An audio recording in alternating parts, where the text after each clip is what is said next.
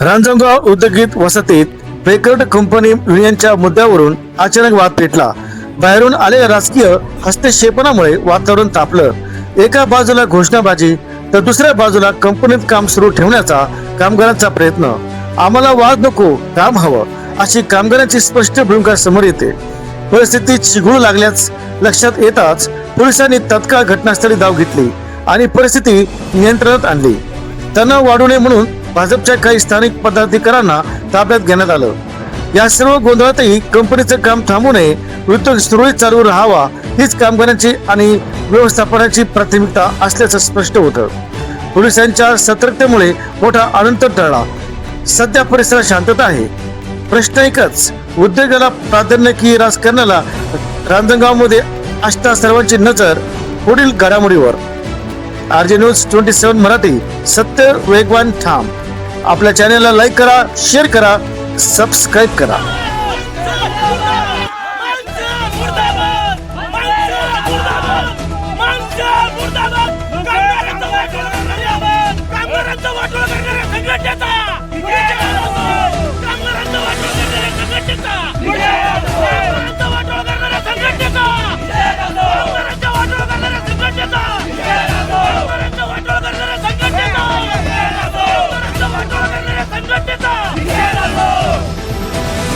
ते कोण तुम्हाला बोलतायत त्यातलं आम्हाला तर पक्षातली लोक काही बोलतील का आम्हाला त्यांच्याशी काही बाजू ऐकवून घेतात आणि जर खरोखर काय चुकीचं झालं असेल तर त्यांना न्याय मिळवून देतात.